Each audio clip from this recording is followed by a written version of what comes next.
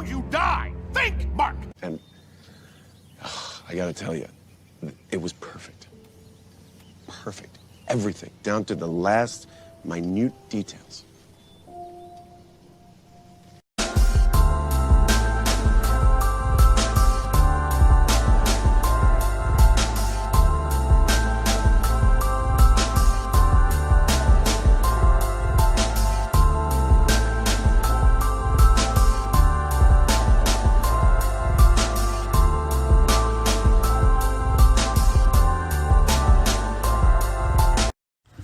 All right, guys, so this is another video I want to talk about. So you've probably been hearing me a lot in my videos talk about the Invincible, and the Boys. So this video is going to be addressing that. Why Invincible and the Boys are the best thing for the superhero genre right now. Because it's different. You have the Boys, and we'll go take our time. This will be a quick video. The Boys is a parody pretty much of the Justice League. But The Boys is it's telling you the story of the heroes as asshole villains / dicks and just scummy people. And you will think, oh, superheroes will never do that. But they show you a different take of that, which is very unique. I've never seen that before in a form of media, and they do it very well. Hell, The Boys is pretty much the rip off the Justice League. It's a parody of the Justice League, but it's the reverse. Instead of you following the Suicide Squad, of the Justice League, you're following like the Suicide Squad. And that's kind of what it is. And The Boys is just great at what they do. And then you have, on the other hand, you have the other side, where you're following the quote-unquote villains of the story and their story of trying to get back at the Homelander and his group, because they know how scummy their group is, how Vought is a screwed up organization, and and it's just great. It's great writing. It's just great television, great writing. And The Boys is the best thing that has came in the superhero genre.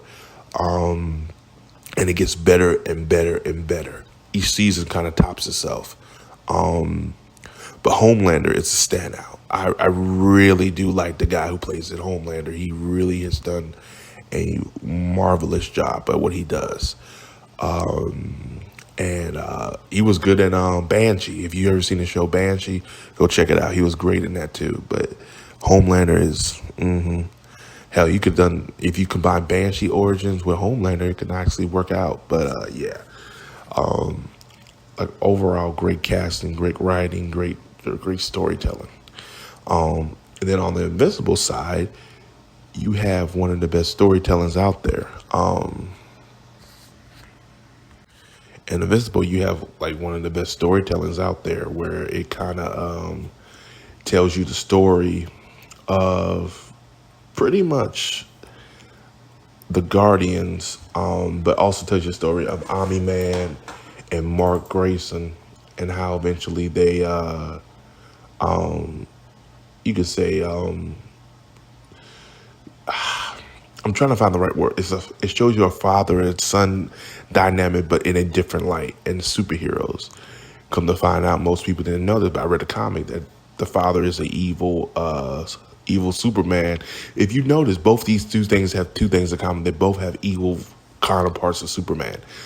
Trying to take over the world for that. One's trying to take over the world from the homeland, and Homelander trying to take over the world because he's Homelander. But you get what I'm saying. But it's not just because they're evil Superman. It's the storytelling. It's the writing. For Invincible, it's the animation. Then it's the writing. It's the story. For The Boys, it's the characters and the storytelling, the character moments. You get that. But it's a good thing we have these for the superhero genre, because they are knocking it out the park. The Boys is the best thing on television right now for superheroes. It's one of the greatest thing out there for comic books right now. And Invincible is another one too. It's just they're pushing the envelope in a way where Marvel's not doing, DC's not doing. But like I said, just great storytelling. I mean, all those things have one thing in common. It is something that a superhero genre needs, because DC and Marvel are not doing that.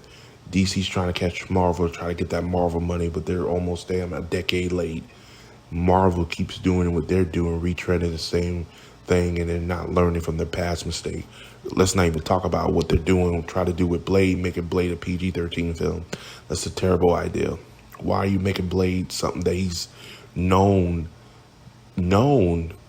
as a R-rated character, knowing that the R-rated genre can do well with Blade if it's night and day for the Daywalker.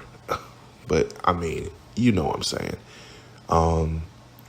But yeah, what do you guys think? Do you think The Boys and Invincible is the best thing for the superhero genre, or you think I'm crazy? And you know, Johnson, you having those random talks again? Who knows? But as always, guys, like, subscribe, peace, have a Johnson day. Let me know down below.